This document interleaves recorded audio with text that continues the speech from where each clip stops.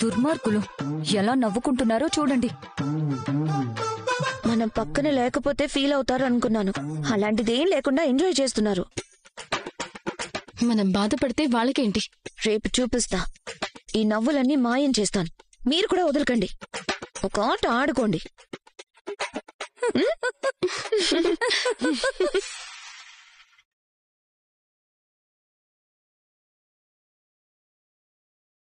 Meena, coffee తీసుకురా. ఇదేమైనా హోటలా? Order వేస్తున్నావు. మీనా ఇప్పుడు కాఫీ ఇవ్వదు. నువ్వే వెళ్ళి పెట్టుకొని తాగు. ఏ, మీకే కాఫీ ఇస్తుందా? నాకివ్వదా? కస్టమర్లొచ్చారని కొట్టు దగ్గరకెళ్ళింది. పోయి కాఫీ తెచ్చుకో. ఆ కొట్టు పెట్టినప్పటి నుంచి ఇంట్లో ఉండడమే మానేసింది. 24 గంటలు కొట్టులోనే ఉంటోంది. 24 గంటలు మనందరికీ చాకరీ చేయటానికి తనేమైనా పని మనిషా? ఇంటి కోడలు.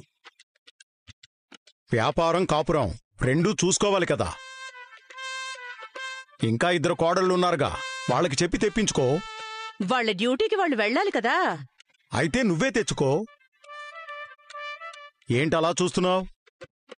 నువ్వేమైనా కలెక్టర్ జాబ్ చేస్తున్నావా అర్జెంటుగా వెళ్ళి సంతకాలు పెట్టడానికి?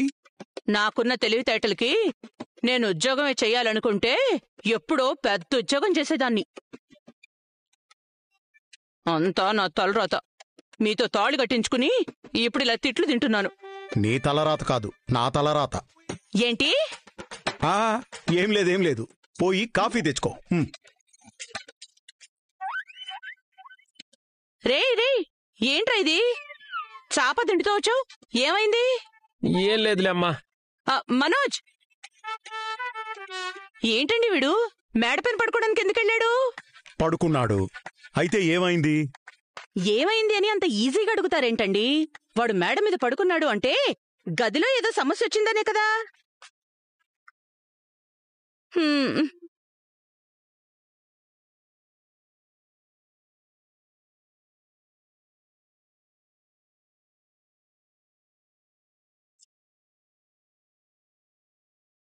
అమ్మ రోహిణి.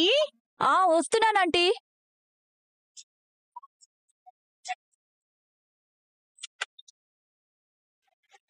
చెప్పండి ఆంటీ. ఏదైనా పనిలో ఉన్నావా అమ్మా? అవునాంటీ, అకౌంట్స్ చూస్తున్నాను.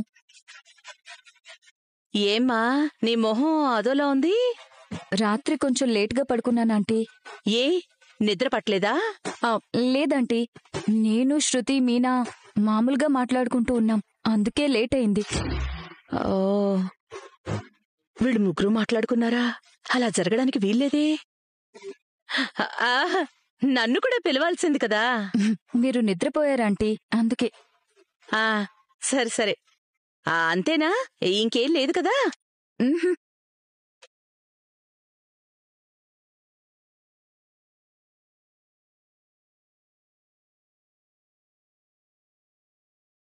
నిజంగా సమస్యేం లేదు కదా? ఇప్పటికైతే ఏ సమస్య లేదు. సరేనమ్మా, నువ్వెళ్ళి పని చూసుకో. సరే ఆంటీ.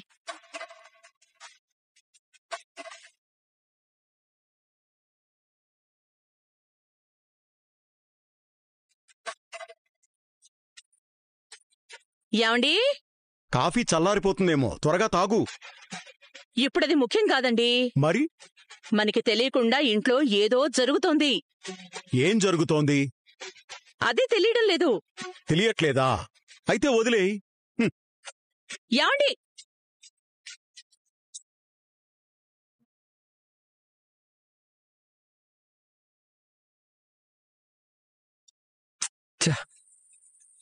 నేను చాలా పెద్ద తప్పు చేశాను. ఏంటి, నన్ను పెళ్లి చేసుకోవడమా? నేనేం అలా అనట్లేదు రోహిణి, నా జాబ్ గురించి మాట్లాడుతున్నాను. నేను అప్పటికీ అనుకుంటూనే ఉన్నాను నాకు సూట్ అవని జాబ్ చేయకూడదు అని. అంటే దీనంతటికీ కారణం నేనంటావా? నువ్వు మాత్రమే కాదు, నువ్వు కూడా ఒక కారణం అంటున్నాను. ఏ జాబ్ లేకుండా ఇంటికి తిరిగి రావద్దని చెప్పావుగా, అందుకే ఆ జాబ్ చూసుకోవాల్సి వచ్చింది. అంటే ఇప్పుడు ఆ నింద నా మీద వేసి నువ్వు తప్పించుకుందాం అనుకుంటున్నావు మనోజ్?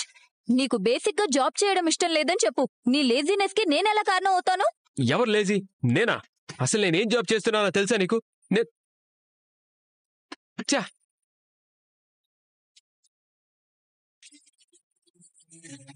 నీకోసం నా డిగ్రీలు డిగ్నిటీని అంతా పక్కన పెట్టి ఓ హోటల్లో వెయిటర్ జాబ్ జాయిన్ అయ్యాను తెలుసా నీకు?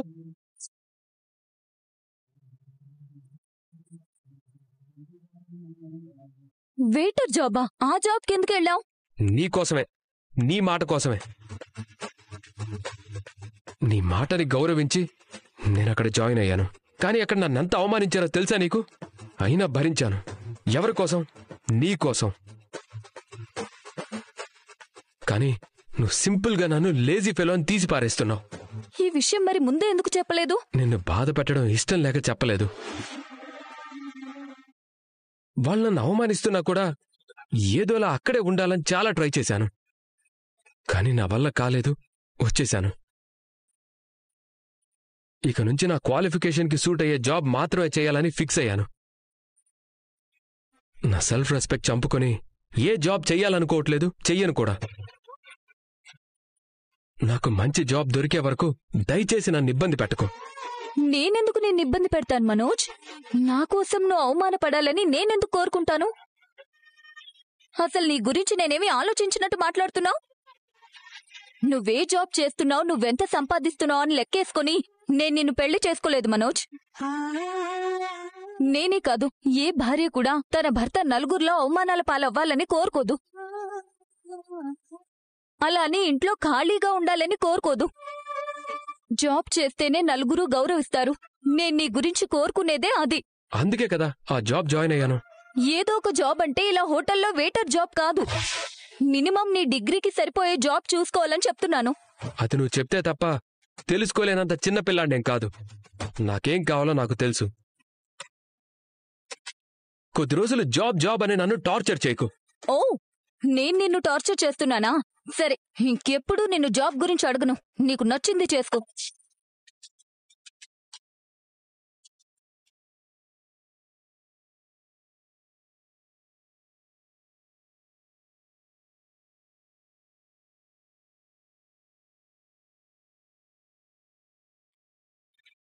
తాగలేదా? ఏంటి? ఇంకేం తాగుతావు? కాఫీ చల్లారింది. చల్లారేదాకా ఏం ఆలోచిస్తున్నావు? ఈ ఇంటి వాతావరణం ఇంత వేడిగా ఎందుకుంది అని. నీకు తెలిస్తే ఏం చేస్తావు? ఇంకాస్త మరగబెడతావా? మనోజ్ ఎందుకు పైన పడుకున్నాడు? నా పేరు మనోజ్ కాదు, వాణ్ణే అడుగు. ఇందాక వాడి గది నుంచి ఓ శబ్దాలు వినిపించాయి. మీరు వినలేదా? కొడుకు కోడలు ఉండే బెడ్రూమ్ మీద చెవి పారేసే పాడలవాటు నీకుందేమో గాని నాకు లేదు. మనింట్లోనే కదా జరుగుతోంది. మనమే అడగకపోతే ఎలా? మన కళ్ల ముందు జరగలేదుగా. అదేంటండి, మీకేమీ పట్టినట్టు అలా మాట్లాడతారు? భార్యాభర్తలన్నాక కీచులాటలు రావా? ఏదో విషయంలో ఘర్షణ జరుగుంటుంది. మూడో మనిషి జోక్యం చేసుకుంటే వాదనలు పెరిగి ఇంకా పెద్దవవుతాయి. వాళ్లేమీ చిన్నపిల్లలు కాదు, వాళ్లే సర్దుకుంటారు. రే బాలు, ఏంటన్నా? వాకింగ్కెళ్లేటప్పుడు చూశాను, బయట కారు లేదు. ఏమైంది? కారా? కారే. లేకపోతే నీకు విమానం ఉందా? కారు టాక్సీ స్టాండ్ లో ఉంది నాన్న. ఎప్పుడు ఇంటి ముందుండే కారు ఇప్పుడెక్కడో ఎందుకుంది? నువ్వు భార్యని వదలవు, కార్ని వదలవు కదా. ఇప్పుడేంటి దూరంగా ఉంటున్నావు? ఇప్పుడు నీకేం కావాలి? ఏదైనా సమస్య ఉంటే తెలుసుకుని సాయం చేస్తావా? మరింత పెద్దది చేస్తావు. నిజంగానే ఏదైనా సమస్య? అలాంటిదేం లేదు నాన్న. మరెన్నడూ లేంది కారు టాక్సీ స్టాండ్లో వదిలేసి ఎందుకు వస్తున్నావు? ట్రబుల్ ఇస్తోందా? రిపేర్ చేయించాలా? డబ్బులు కావాలా? అవసరం లేదు నాన్న. రాజేష్ గారు కారు రిపేర్కి ఇచ్చాడు. నాకు ఖాళీ ఉన్నప్పుడు రాజేష్ ట్రిప్కి వెళ్తున్నాడు, అంతే. సరే, వెళ్ళి రెడీ అయ్యిరా, టిఫిన్ తిందు గాని. వీడు ఏదో దాస్తున్నాడు. వాడు ఏదో దాస్తున్నాడు. అవును, మూటలు మూటలు సంపాదించి లాకర్లో దాస్తున్నారు. వాళ్ల కాపురంలో జోక్యం చేసుకుని నీ పెద్దరికం పోగొట్టుకోకు. అవును, బాలు కూడా పైనే కదా పడుకుంటున్నాడు. మరి వాడెందుకు పడుకుంటున్నాడో అడిగావా? మీరేగా ఎందులోనూ జోక్యం చేసుకోవద్దు అన్నారు.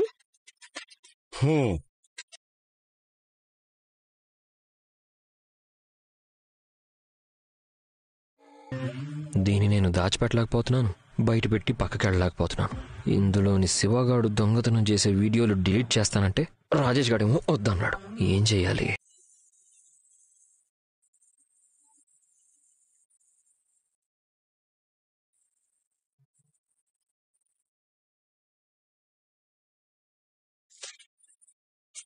ఏముంది ఇందులో? ఇందాక సెల్ ఫోన్ చేస్తూ ఆవేశం తెచ్చుకున్నాడు.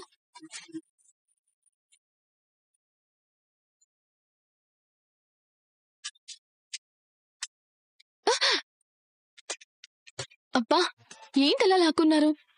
మీ ఫోన్ ఏమైనా అమ్మేసుకుంటానా? నువ్వెందుకు నా ఫోన్ తీసుకున్నావు? తీస్తే ఏమైంది? మీరు నా భర్తే కదా, నేను మీ భార్యనే కదా. ఫోన్కి భార్యాభర్తలకి ఏం సంబంధం లేదు. ఇంకొకరు ఫోన్ చూడడం సంస్కారం కాదు. చూస్తే ఏమవుతుందో చెప్పండి. అందులో అంత పెద్ద రహస్యాలు ఏమున్నాయో చెప్పండి. అడ్డంగా వాదించుకో. నేను లేనప్పుడు నా ఫోన్ చూడాలనుకున్నావంటే నువ్వు నన్ను అనుమానిస్తున్నావా? ఎవరి మొహం మీదో గుద్దినట్టు పరుపుని గుద్దారు కదా. ఫోన్లో అంత కోపం తెప్పించేవి ఏమున్నాయా అని చూడాలనుకున్నాను. అవునే, ఈ ఫోన్లో లక్షలు దాచిపెట్టాను. నువ్వు చూస్తే నీకు సగం ట్రాన్స్ఫర్ చేయమంటావని భయపడ్డాను. చాలా. ఎందుకలా వాదిస్తున్నారు? అవన్నీ అనవసరం. ఇంకెప్పుడు నా ఫోన్ చూడకు. నేను ఎప్పుడైనా నీ ఫోన్ చూసానా? హ? ఇదిగోండి, చూసుకోండి. దీంట్లో ఇంత స్మార్ట్ ఫోన్ ఓపెన్ చేయడమే రాదు నాకు.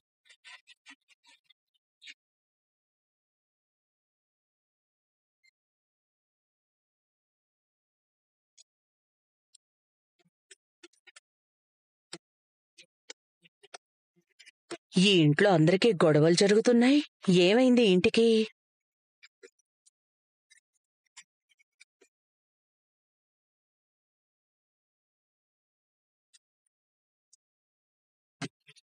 ఓ, నిద్ర మాత్రం డైరెక్ట్ గా హాల్లోకి వచ్చేసానా? రే ఆగరా, ఎక్కడి నుంచి వస్తున్నావు? అమెరికా నుంచి ఆఫ్రికా అడవుల్లోకి వెళ్ళి అక్కడ తప్పిపోయి ఇక డాబా మీద ల్యాండ్ అయి దిగొచ్చాను. ఏరా, వెటకారంగా ఉందా? బాలులాగే మాట్లాడుతున్నావు. నువ్వు ఆగమ్మా. ఎంక్వైరీ కమిషన్ ఏజెంట్లా కూర్చుని ప్రశ్నలేస్తున్నావు. వదినా, శృతి గదిలోంచి బయటకొచ్చిందా? అక్కడ అడుగుతావేంటి? చెట్టంత మనిషిని నేనిక్కడ ఉన్నాను కదా. నేను చెట్లతోనూ పుట్టలతోనూ మాట్లాడను. నేను చూడలేదు రవి. ఏమైంది? నువ్వెందుకు పైకెళ్ళి పడుకున్నావు? చిన్న ఆర్గ్యుమెంట్ వదినా. నేను కోపంగా వెళ్లి పైన పడుకున్నాను. ఏమైంది? ఇంట్లో అందరూ జంబలకడి పంబలాంటి మందేమైనా తాగారా? ఒకళ్ళనొకళ్ళు కొట్టుకు చస్తున్నారు. మేమేమీ కొట్టుకోవడం తిట్టుకోవడం లాంటి పనులు చేయట్లేదమ్మా. నువ్వు ఆగమ్మా. నేనేదో కోపంలో అమ్మ చేసిన ఉప్మా తిన్న రోజు రియాక్ట్ అయినట్టు రియాక్ట్ అయ్యాను. శృతి తిందో లేదో కూడా తెలియటం లేదు. ఎంత ఫీల్ అయిందో ఏంటో. అదేముండదులే రవి. శృతిది చిన్నపిల్లల మనస్తత్వం. ఇదేది మనసులో పెట్టుకోకు. కావాలంటే నువ్వే గదికెళ్ళి చూడు. ఏరా, నేనిక్కడ ఉన్నాను కదా. అసలు ఏం జరుగుతుందో నాకు చెప్పాలి కదా. నాకు చెప్పకుండా మీనాకు చెప్తావేంటి? అదేమైనా ఆరుస్తుందా తీరుస్తుందా?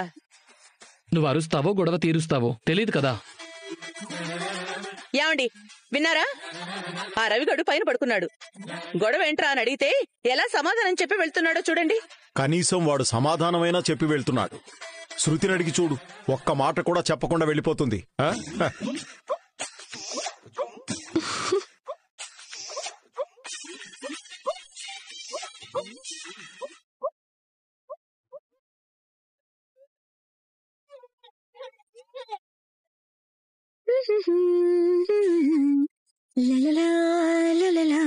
ఏమైంది? నాకేం వినిపించట్లేదు. ముందు డాన్స్ ఆపు. నాకింకా పగ తీరలేదు. పగ? పగే. నీకేం బాధగా లేదా? ఆనందంగా ఉంది. నేను వెళ్ళాక నువ్వు రియలైజ్ అవుతావు అనుకున్నాను. బయటికెళ్ళిపోయి నువ్వు రియలైజ్ అవుతావు అనుకున్నాను. కాలేదా? అయితే నేను వెళ్ళిపోతే నువ్వు హాయిగా పడుకున్నావా? చాలా హాయిగా పడుకున్నాను. చేతులు కాళ్ళు నా ఇష్టం వచ్చినట్టు వేసుకుని స్వేచ్ఛగా పడుకున్నాను. అవునా? 8 hours, no disturbance. రాక్షసి. రాక్షసుడా. మీ అమ్మ మన మధ్యలో మంట పెట్టి వెళ్ళి అక్కడ హాయిగా ఉంది. మధ్యలో మా అమ్మని ఎందుకు తీసుకొస్తావు? మీ బాలు అన్నయ్యలా మాట్లాడతావేంటి? అవునులే, ఎంతైనా ఒకటే బ్లడ్ కదా. అతను కనపడతాడు, నువ్వు కనపడవు. మధ్యలో మా అన్నయ్యని ఎందుకు తీసుకొస్తున్నావు? నువ్వెందుకు మా అమ్మని తీసుకొచ్చావు? ఆవిడే కదా ఇదంతా చేసింది. ఆవిడ నా మీద ప్రేమతో చేసింది. ఔటింగ్కి వెళ్ళమంది.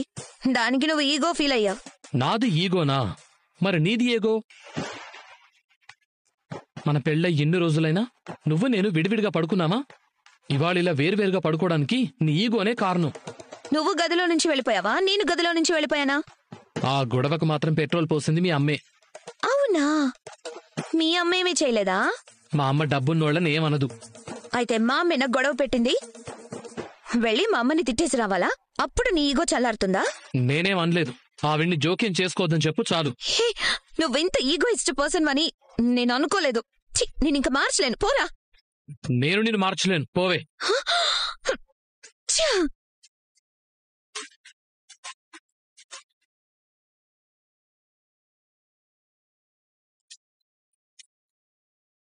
హలో, ఏమైంది? కొంపలో ఏదో నడుస్తోంది. ప్రభావతే నడుస్తోంది. అది కాదండి, ఒక్కొక్కరు మేడపై నుంచి వస్తున్నారు. అదంతా వాళ్ల పర్సనల్ విషయం, మనం జోక్యం చేసుకోకూడదు. అంటే ఏంటండి, వాళ్ళు కొట్టుకుని చస్తూ ఉంటే బాక్సింగ్ మ్యాచ్ చూసినట్టు చూస్తూ ఉండాలా? అసలు నువ్వు ఏయ్, నేను అడిగానా? మీకిచ్చానా? ఎవరికి? రవికి. ఏడివాడు? అదిగోండి.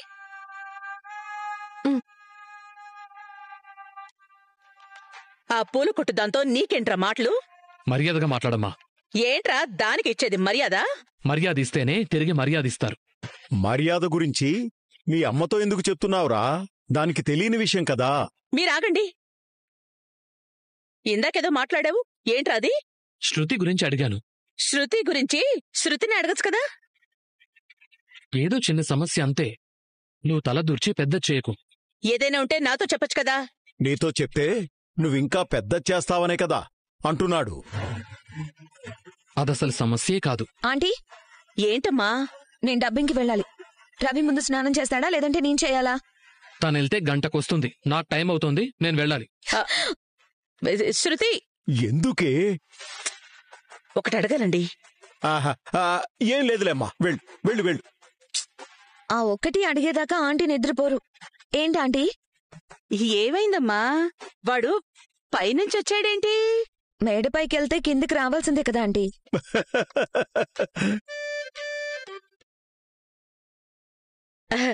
అది కాదమ్మా, మీ మధ్య ఏమైనా గొడవైందా? అది మీరు రవిని అడిగి తెలుసుకోండి ఆంటీ. ఇప్పటి వరకైతే ఏమీ లేదు. అది అదేంటి అలా చెప్పింది? అదేం సమాధానం? ఇప్పుడేంటి, వాళ్ల మధ్య ఎందుకు గొడవైందో తెలుసుకుంటే గాని నీకు తృప్తిగా ఉండదా? ఇంతవరకు ఏ గొడవ లేదు, నువ్వొచ్చి గొడవ పుట్టించకు అన్నట్టు మాట్లాడి వెళ్ళింది. నిజానికి బాలు పైనే పడుకుంటున్నాడు, కాని రవి వెళ్ళాడు, మనోజ్ గడు కూడా వెళ్ళాడు. పైగా రాత్రి ముగ్గురు అన్నదమ్ములు కలిసి నవ్వుకుంటున్నారు. ముగ్గురు అన్నదమ్ములు కలిసి నవ్వుకుంటే సంతోషమే కదా. దానికి కూడా సవతి తల్లిలా కుళ్ళుకుంటావేంటే? అదేం బుద్ధే? లేదండి, వేరే ఏదో జరుగుతోంది. ఇప్పుడు శృతిని అడిగావు, ఘాటుగా జవాబు చెప్పి వెళ్ళింది. ఇంక రోహిణి మీనా అసలు బయటపడరు. ఇంకేం తెలుసుకుంటావు?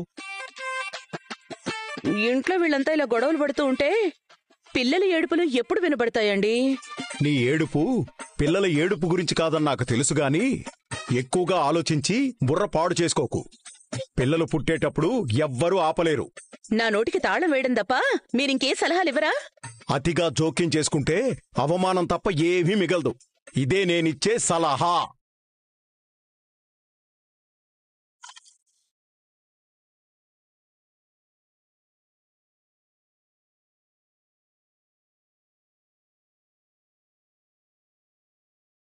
మా అమ్మ చేస్తుంది. హలో అమ్మా. అది శివాకేమైందమ్మా? అది కాదే, వాడు బాగానే ఉన్నాడు. మరి వాడి గురించి ఏదో చెప్పబోయావు? అదేనే, వాడు మళ్ళీ ఉద్యోగానికి వెళ్తాను అంటున్నాడే. చెయ్యని అమ్మా, వాడికి చదువు ఉద్యోగం రెండూ ఉంటే పక్కదారులు పట్టడు. కాని వాడు వెళ్తానంటుంది ఆ గుణాగాడి దగ్గర పనిచేయడానికేనే. వాడి దగ్గరకా? వాడు అప్పులిచ్చి జనాల్ని వడ్డీల కోసం అసలు కోసం పీక్కు తింటూ ఉంటాడు. ఆలస్యమైతే రౌడీయిజం చేస్తాడు. అయినా మొదట్నుంచి వాడి సావాసం వద్దనే కదా అందరం చెప్తున్నాం. మళ్ళీ వాడి దగ్గరే చేరతాను అంటాడేంటి? అక్కడ ఉద్యోగం చేసే పనే అయితే అసలు వాడు ఏ ఉద్యోగం చేయకపోయినా పర్వాలేదు. కాని నేను చెప్తే వినడం లేదే. వీడు మొండిగా తయారయ్యాడు. ఎవరి మాట వినడం లేదు, ఎవ్వరినీ లెక్క చేయడమే లేదు. నాకు వాడు చేయి దాటిపోయినట్టే అనిపిస్తోంది. భయంగా ఉంది మీనా. ఒకసారి నువ్వు వచ్చి మాట్లాడతావా? నేనా?